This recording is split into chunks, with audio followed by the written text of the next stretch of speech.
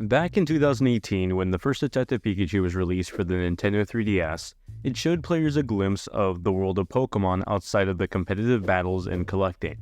While it didn't necessarily stick the landing, it showed us the possibility of more interesting stories Pokemon had to tell. That got me more excited when I saw the Detective Pikachu movie and shockingly really liked it. Now, over 5 years later, the sequel is finally here with Detective Pikachu Returns. Returns takes place a few years after the first game, though you don't have to play that one to play this one, and it even references that the detective duo have built up quite the famous reputation since we last saw them. Continuing to take place in the metropolitan Ryme City, we once again find our detectives in the middle of a mystery. In what's supposed to be a city where the Pokemon thrive alongside the humans, it unfortunately doesn't last.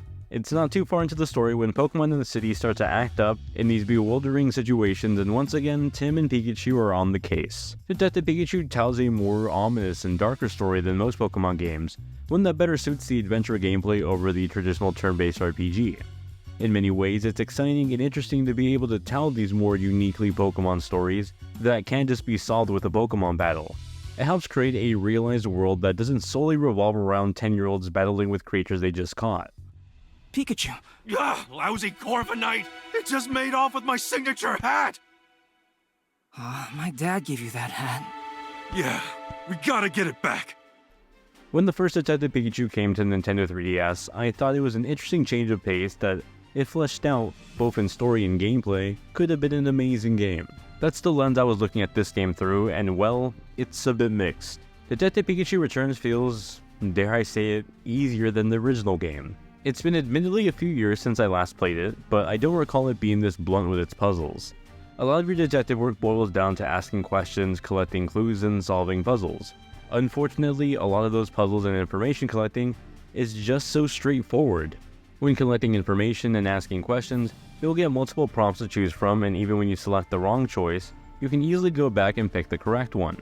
The puzzles are easy, and dreadfully easy if you have some basic Pokemon knowledge. Knowing type matchups like water beats fire, electricity beats water, for example, can easily solve most obstacle puzzles in front of you.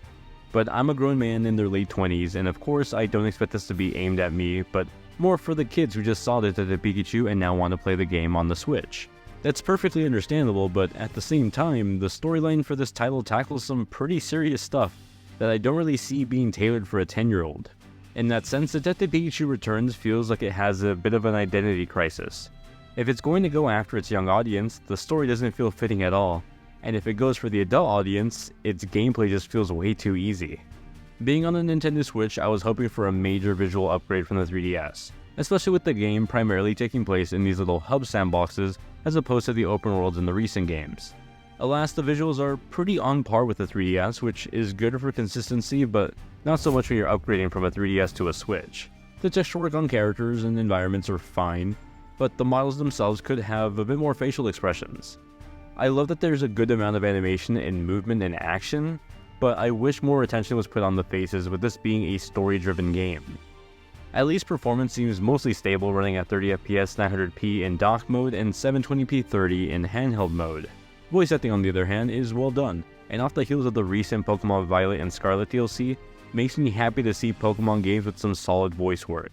It only makes me wish this was a series standard across the board and not just in the side game. Detective Pikachu Returns tackles an interesting and oddly serious story that sadly doesn't have the gameplay to match it up.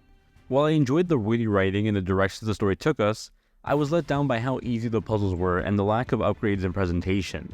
On the flip side, it was nice to see more of the side quests intertwined with the core story, making this really feel like a living world than just a storybook with Pokemon in it.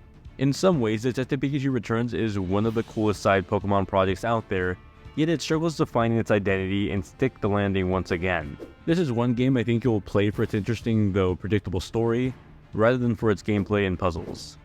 Thank you so much for checking out the review. If you found it useful or enjoyable, then consider giving it a thumbs up and subscribe. You can also find my links to other social media in the description down below. Thanks again for watching, and I'll see you all in the next one.